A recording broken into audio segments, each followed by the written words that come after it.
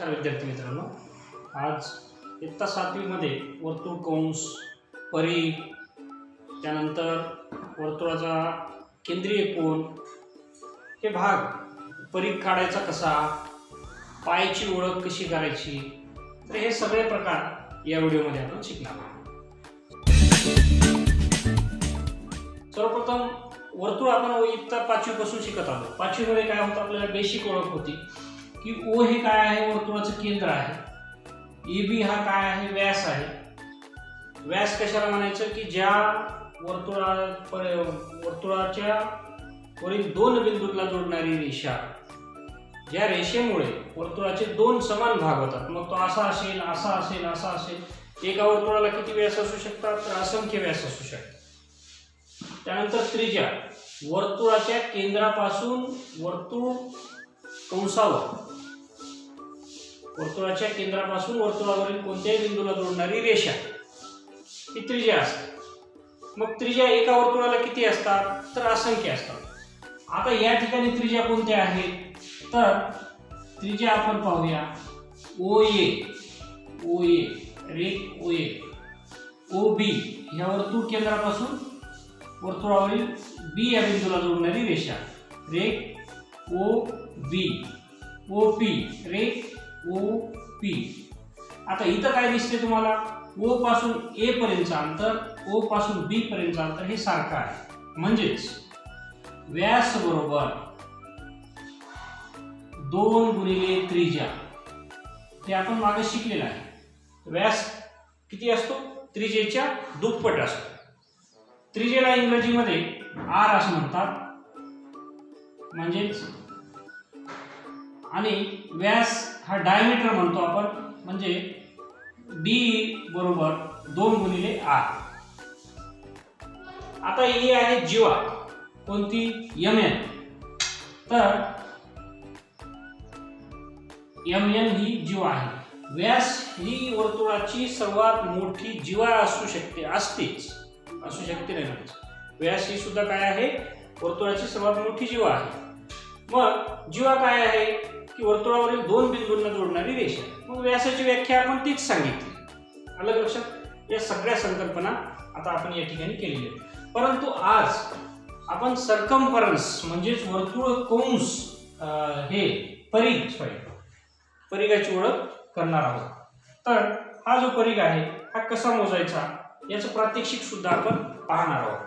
आता या ठिकाणी ही जी आहे ती 19 लांबीची काय आहे, 19 सेंटीमीटर लांब व्यासाचे हे वर्तुळ आहे. मग 9.5 ह्याची काय आहे, त्रिज्या आहे. व्यास किती आहे, 19 बरोबर 2 गुणिले 9.5, म्हणजे त्रिज्येच्या दुप्पट काय असतो, व्यास असतो. आता हे समजलं का तुम्हाला? इथं काय होते, बऱ्याच वेळेस गणित ज्यावेळेस आपण समजून घेतो त्यावेळेस विद्यार्थ्यांना पडणारे जे प्रश्न असतात ते काय असतात की हे 19 कुठून आलं, किंवा हे 9.5 कुठून आलं, किंवा हे 2 कुठून आलं, म्हणजे असे प्रश्न तुमच्या मनात येतात. तर 19 काय आहे, आपण पट्टीने मोजला तो व्यास आहे, आलं लक्षात.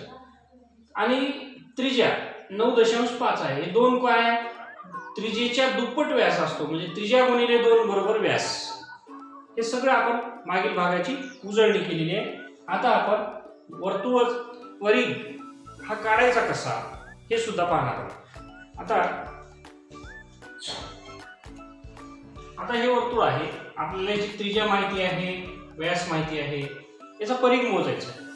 मी हा परिघ मोजण्यासाठी दोऱ्याचा वापर करतो, कारण आता दुसऱ्या पद्धतीने आपण मोजू शकणार नाही. हे ए या बिंदूवर मी ठेवलेलं आहे,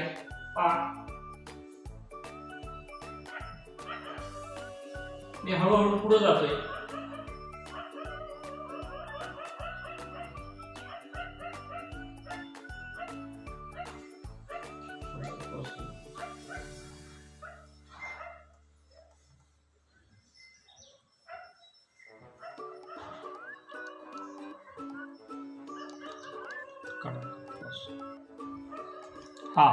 तर ही प्रक्रिया फार अवघड आहे. आपण दुसऱ्या पद्धतीने सुद्धा हे मोजून घेऊया. आता हा वर्तुळाचा परिघ मी मोजलेला आहे. स्केलच्या सहाय्याने त्याला मी मोजून घेतो. किती सेंटीमीटर येते, इथपर्यंत 30 आलं. त्यानंतर परत राहिलेला जो आहे हा मोजण्यासाठी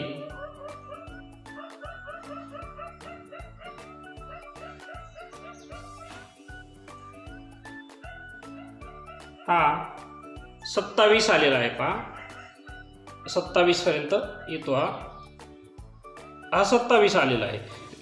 तर आता आपण 30 अधिक 27, अगोदर 30 पूर्ण स्केल पुरली नाही आपल्याकडे, 30 सेंटीमीटरची आहे, अधिक 27, 57 सेंटीमीटर त्याचा काय आहे, पूर्ण परिघ आहे. तर 57 आणि व्यास किती आहे, 19. तर याचा जर आपण भागाकार केला तर 19 त्रिक 57 म्हणजे 3 याचं उत्तर आलेलं आहे. आता या ठिकाणी मी तुम्हाला सांगतो, हे झाकण बॉटलचं ठेवून मी हा वर्तुळ काढलेला आहे. याचं एक आपण प्रात्यक्षिक पाहूया. याची जी त्रिज्या आहे, व्यास आहे, तो आपण पाहू. पहा 9 सेंटीमीटर व्यास येतो याचा, 9. आलं का लक्षात? कसाही घेतला तरी. आणि याचा आपण काय करूया, परिघ मोजणं हे सोपं आहे याचं, कारण आपल्याकडे हे ऑब्जेक्ट आहे, वस्तू आहे. या ठिकाणी मी हा दोरा ठेवलेला आहे, याला पूर्णपणे मी गुंडाळून घेतोय, हा मी परिघ मोजतोय. आलं का लक्षात? या ठिकाणापर्यंत पहा, इथं बरोबर घेतलेला आहे मी. आणि हा परिघ किती होतो ते आपण स्केलवर मोजूया. पहा हे सुद्धा 27.5 येते. हे इथपर्यंत माझ्या अंगठ्यापर्यंत मी दोरा तिथे ठेवला होता. 27.5 आणि याचा व्यास जो होता हा होता 9. तर 9 त्रिक 27 दशांश. आता याला भाग जात नाही, तर आपल्याला काय करावं लागेल, दशांशामध्ये आपण भागाकार करतो. 50 आलं. 9 1 9 9 2 18 9 3 27 9 4 36 9 5 45. तर कमी जास्त आपल्या मोजण्यात थोडा फरक पडला असेल, पण जवळपास हे जे गुणोत्तर आहे व्यास आणि परिघाचं, हे 3च्या जवळपास आहे. आलं का लक्षात? 3च्या जवळपास आहे. आणि हा 3 हा जो आहे हा एक स्थिरांक आहे. आलं का लक्षात? स्थिरांक आहे, हा स्थिर असतो. आता स्थिरांक हा शब्द आपण इथं समजून घेऊया. स्थिरांक अतिशय लक्षपूर्वक पहा तुम्ही. तर किती आहे, 3च्या जवळपास आहे, 3 पेक्षा थोडासा जास्त आणि 4च्या आत आहे. 3.5 सुद्धा नाही, त्याच्या कमीच आहे. तर कुठल्याही वर्तुळाचा व्यास आणि परिघाचे गुणोत्तर आपण 2 वर्तुळाचं प्रात्यक्षिक या ठिकाणी पाहिलं.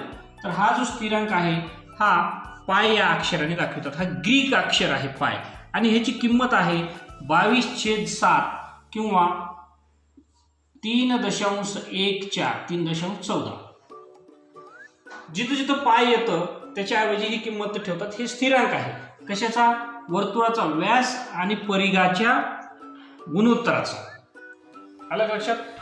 आता मग आपण एक गोष्ट समजून घेऊया या ठिकाणी, की परिघ जो आहे, पहा व्यासला आपण डी ह्या अक्षरामध्ये दाखवलेला आहे, व्यास, त्रिज्या आर आणि परिघ सर्कम्फरन्स. आलं का लक्षात? तर सी या अक्षराने दाखवलेलं आहे. मग परिघ बरोबर काय होतं, तर ते जे सूत्र आहे ते आपण या ठिकाणी पाहूया. म्हणजेच मी तुम्हाला हे सांगितलं की ज्या वेळी आपण सी भागिले डी केलं, स्मॉलमध्येच आपण लिहूया, म्हणजे व्यास हा परिघ आहे, तर हे किती येतं, 3च्या जवळपास गुणोत्तर येतं, म्हणजेच पाय येतं. आलं का लक्षात? आता तुम्ही म्हणाल हे पायच काय येतं, कारण कुठल्याही वर्तुळाचं, पृथ्वीवरच्या कुठल्याही वर्तुळाचा व्यास आणि परिघाचा जर भागाकार केला तर तो 3.14 याच्या जवळपास येतो. फार दशांशात थोडासा फरक पडू शकेल. आणि त्याची किंमत, त्याला ग्रीक अक्षर म्हणजे गणित तज्ञ जे होते त्यांनी पाय या ग्रीक अक्षराने ते दाखवलेलं आहे.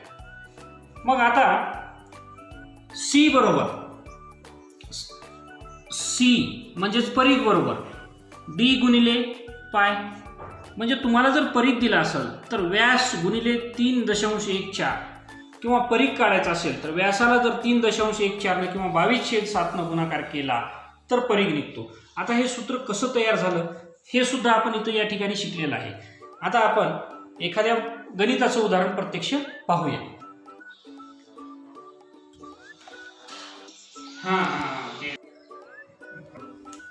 आता एक उदाहरण, आता आपण जी माहिती घेतली, जे प्रकार आपण समजून घेतले त्याच्या उदाहरणामध्ये आपल्याला परीक्षेत गणित सोडवण्यासाठी त्याचा उपयोग कसा होतो किंवा व्यवहारामध्ये आपल्याला उपयोग कसा होतो त्याही प्रकारची उदाहरणं आपण या व्हिडिओत पाहणार.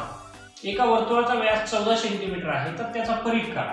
पहा आता आपण हे सगळं परीघ व्यास लिहित बसायचं नाही.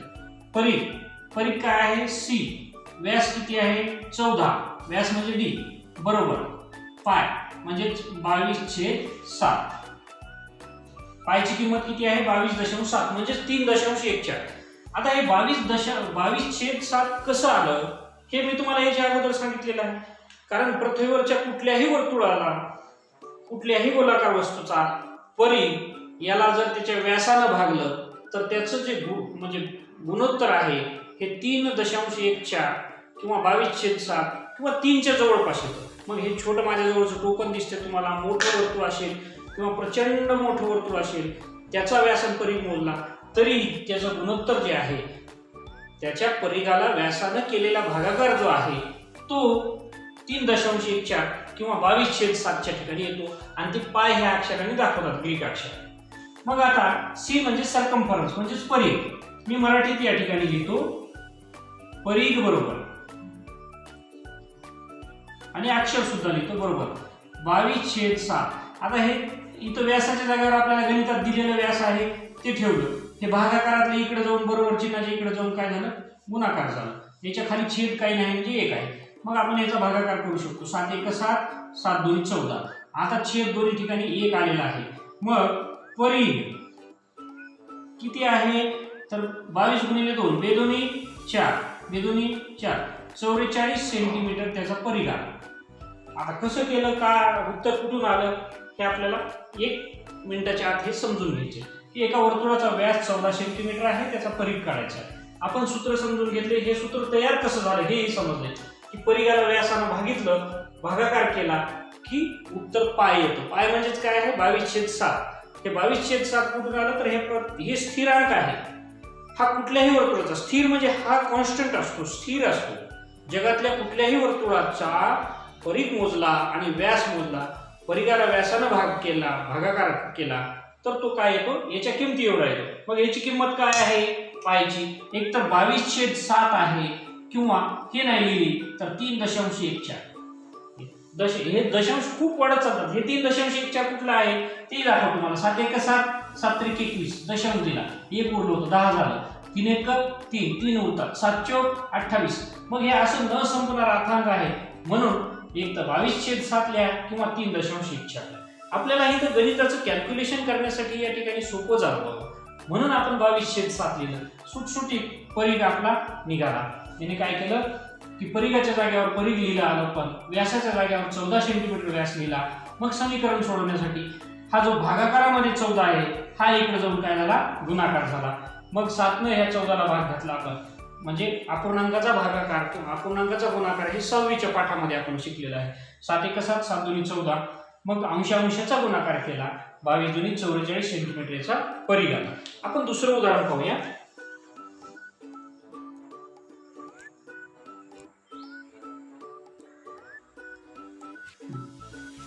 आता हे उदाहरण पहा. एका वर्तुळाचा परीघ 62.80 सेंटीमीटर आहे किंवा 62.8 म्हणलं तरी चालते, 0 म्हटलं नाही म्हटलं दशांशाच्या पुढचं आहे. तर पायची किंमत 3.14 घेऊन वर्तुळाचा व्यास काढा.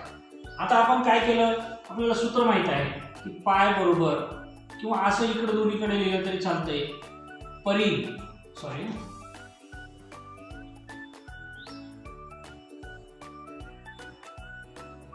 सी सर्कम्फरन्स भागिले व्यास हे कायम आहे. व्यास म्हणजे डी डायमीटर, इंग्रजी अक्षर त्या ठिकाणी वापरलेले असतात. मग आता आपल्याला काय करायचं व्यास काढायचा. तर हे व्यास काय करू आपण इकडे येऊन गुणाकारात घेऊया, म्हणजे डी गुणिले पाय बरोबर सी म्हणजेच परीघ.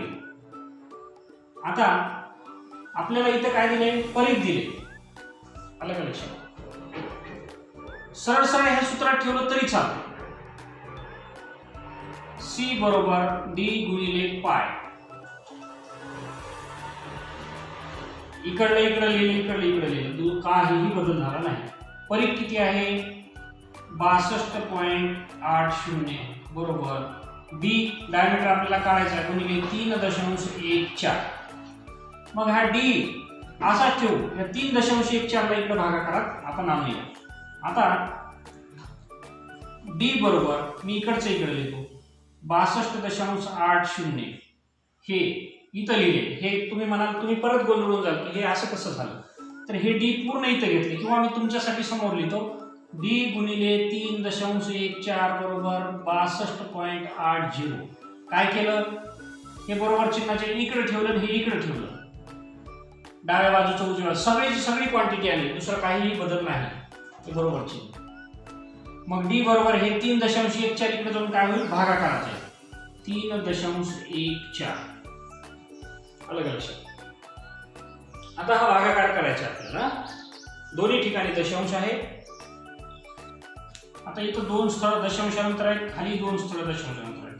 हा दशांश उडवून जरी टाकला तर 3.14 गुणिले, आता काय होईल की 2 न भागाकार करू आपण. आपल्याला समजा 3 2 3 6 1 2 4 8 0 0, खाली सुद्धा 2 न घालू, 1 2 इथे 1 उरला, 2 5 10 2 7 14. आता याला भागाकार करायचा किंवा 157 गुणिले 2 लिहिले तरी 314 येते. 157 गुणिले 2 314 0 0.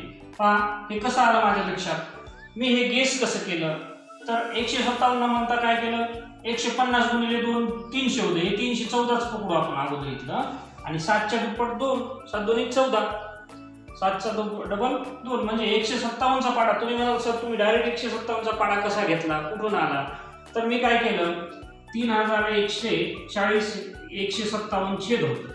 आलं लक्षात. हा शून्य नाहीच असं समजतो थोड्या वेळासाठी, आहे मनात ठेवला.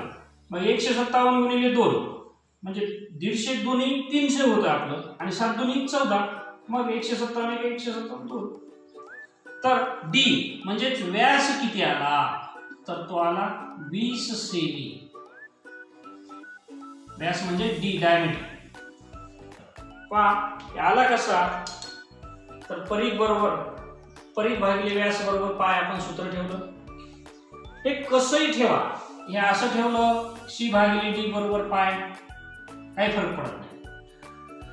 मग सी परीघ बरोबर व्यास गुणिले पाय, आपल्याला परीघ दिलाय तो ठेवला बरोबर व्यास गुणिले पाय. व्यास बरोबर हा पायची किंमत याला इकडे भागाकारात गेली, हा भागाकार केला. किंवा हा 314 याचं सुद्धा सरळ आपल्याला दुप्पट करता आलं असतं. 628 आहे, 14 2 28, 300 2 600, सरळ 2चा भाग आपल्याला इथे घालता आला असता. म्हणजे हे कधी साध्य होतं, याच्यासाठी खूप प्रॅक्टिस लागते. भरपूर गणित आपल्या हातातून जातात, भरपूर आकडेमोड आपल्या हातातून. मी माझे प्रत्येक व्हिडिओ मी एक सांगत असतो की तुम्ही पुष्कळ सराव झाला पाहिजे तुमच्या हातातून. 100-200 गणिताचा सराव झाला पाहिजे वेगवेगळ्या प्रकारचे. त्यामुळे त्याच्यामध्ये आपल्याला काय मिळतं, तर परफेक्शन मिळतं, आपल्याला कौशल्य मिळतं, आणि हे उदाहरण आपल्याला सोडता येतात. पुढचं उदाहरण आपण घेऊया.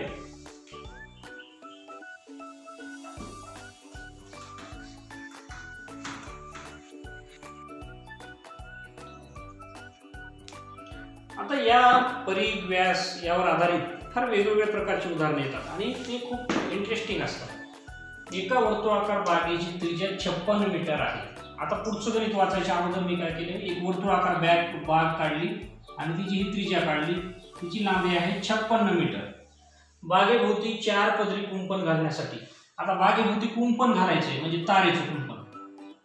आता बरोबर आपल्याच जागेत घालावं लागेल ना, दुसऱ्याच्या इथपर्यंत आपण नाही जाऊ शकत, म्हणजे परीघ काढायचं. कुंपण घालण्यासाठी प्रति मीटर 40 प्रमाणे किती खर्च येईल, म्हणजे हा कुंपण एकदा घातलं की एक परीघ झाला. 4 पदरी कुंपण घालायचं तर परीघाची लांबी गुणिले 4 करावं लागेल, बरोबर आहे का. बरं आता आपल्याला दिले आहे काय, त्रिज्या. आता परीघ काढायचा असेल तर परीघ बरोबर पाय गुणिले व्यास, हे सूत्र आहे.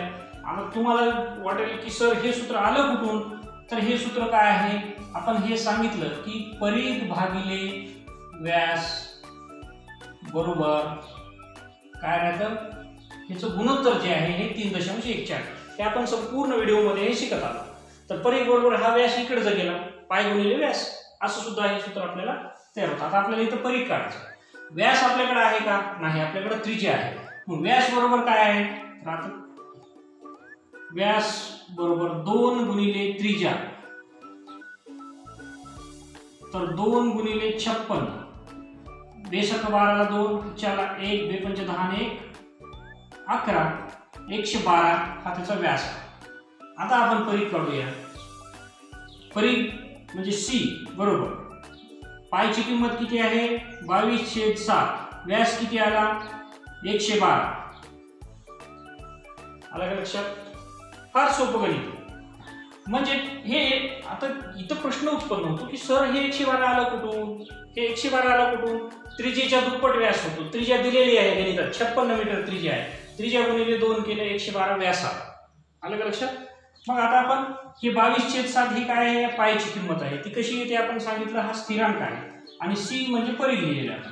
7 1 7, 8 9 10 11, उरले 4, उरले इथे 42 झाले. 7 6 42, 16 आलं. आता खाली 1 आलं, इथं खाली काही नाही म्हणजे 1 आलं. मग 16 गुणिले 22, मग आपण काय करू, 16 1 16, 16 2 32ला 2, हातचे आले 3, 16 2 32 आणि हातचे 3, 33 34 35, 352. सी म्हणजेच काय आहे, परिघ किती आहे 352 सेंटीमीटर, सॉरी मीटर. म्हणजे ही जी बाग आहे ही वर्तुळाकार बाग आहे. या बागेचा हा संपूर्ण परिघ, म्हणजे तुम्ही इथून निघाला ते इथून परत इथपर्यंत येण्यासाठी किती आहे 352 मीटर. पण हा किती राऊंड झाले, 1 राऊंड झाला. कुंपण 1 पदरी झालं खालचं. असे किती पदरी कुंपण करायचे, 4 पदरी करायचे, म्हणजे 4 वेळा. म्हणजे 352 मीटर आहे, याला गुणिले 4 करा, म्हणजे 4 पदरी कुंपण होईल. 4 पदरी कुंपण सांगितले. 5 4 2 8, 4 पंचे 20ला 0, हातचे 2, 4 त्रिक 12 आणि 2, हातचे 13 14, 1408 मीटर लांबीची तार लागते संपूर्णतः. 1408 मीटर लांबीची तार लागते. ती तार काय भावाने भेटली बाजारात, 40 रुपये मीटरनं भेटली. आता मी या बाजूला लिहितो. मग आपल्याला 1408 मीटर तार लागायली की ती एका मीटरला 40 रुपये लागायले. मग एवढ्या 1408 ला किती लागतात, गुणिले 40. आता ज्यावेळेस असा गुणाकार येतो, टेक्निक वापरायचे, 1 0 अगोदरच लिहून टाकायचं आणि सरळ 4 गुणाकार करायचा. जेव्हा दशकाने गुणाकार असतो ना, तेच येतं.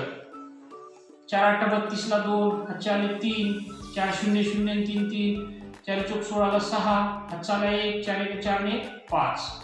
म्हणजेच एकक दशक शतक हजार दशकात 56,320 रुपये खर्च येतो. मग बागेस 4 पदरी कुंपण करण्यासाठी 56,320 रुपये लागतील. हे आलं कसं, फार सोपं गणित होतं, काही अवघड नव्हतं. फक्त हे गणित समजून घेतलं पाहिजे. त्रिज्या 56 आहे मीटर, व्यास काढला 56 गुणिले 2 केले 112 मीटर व्यास आला. व्यासापासून परिघ काढला 352 आलं. पण नुसता परिघ म्हणजे ह्या वर्तुळाला मी तुम्हाला परिघ मोजून दाखवला. हे पहा, ही बाग आहे असं समजा, आणि हा जो दोरा आहे हा इथपर्यंत, हा 352 मीटर झाला इथपर्यंत, बरोबर आहे. 1 पदरी कुंपण झालं. 4 पदरी कुंपण, हे 2 पदरी कुंपण आलं.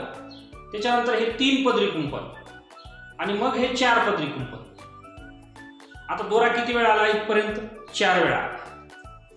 1 2 3 4 वेळा आला का नाही. मग 352 हे 4 वेळा आपण गुणाकार केला. 352चा गुणाकार काय केला की हे 4 पदरी कुंपण घालण्यासाठी या बागेला, हे एक बागेची जागा आहे असं समजून आपण घेतलं. तर हे 4 पदरी कुंपण घालण्यासाठी म्हणजे 352 जो परीघ आला होता एक पदरीचा, त्याला 4 न गुणलं 1408 आला, 1408. 1408 मीटर आहे. एका मीटरचा भाव 40 रुपये आहे. मग त्याला 40 न गुणलं 56,320 रुपये हा त्या बागेला कुंपण 4 पदरी करण्यासाठी येणारा खर्च आहे. आलं का लक्षात? आता तर अशा प्रकारची जी उदाहरणं येतात, तर अशा प्रकारची उदाहरणं करण्यासाठी आपण सराव केला पाहिजे. तुम्हाला परत एक फक्त उदाहरण तोंडी सांगतो की एका बैलगाडीच्या चाकाचा व्यास 1.4 मीटर आहे. त्या बैलगाडीला 1.1 किलोमीटर अंतर पूर्ण करण्यासाठी तिच्या चाकाची फेरी केली. आता हा व्यास दिलेला आहे, व्यासावरून परीघ काढावा लागेल.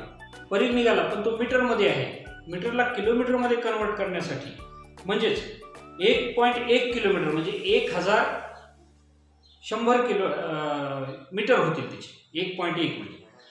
तेव्हा काय करावं लागेल आपल्याला, या मीटर जेवढा परीघ आलेला आहे त्या परीघानं भागाकार करावा लागेल म्हणजे तेवढे फेरे येतील. तर अशा प्रकारची वेगवेगळी उदाहरणे येतात. तुम्हाला जर एखादं उदाहरण अवघड वाटलं तर मेसेज करा, त्याच्यावर स्पेशल व्हिडिओ बनवला जाईल. हा व्हिडिओ लक्ष देऊन पहा, याच्यावरची वेगवेगळी गणितं सोडवा. फक्त लक्षपूर्वक गणित हे समजून घ्यायची. इथं थोडंसं आपल्याला गोंधळात टाकलेलं असतं, बाकी काही नसतं. उत्तर सोपं असतं प्रक्रिया समजून घेतल्यानंतर. व्हिडिओवर लक्ष देऊन 2-2 वेळा पहा आणि समजून घ्या. धन्यवाद.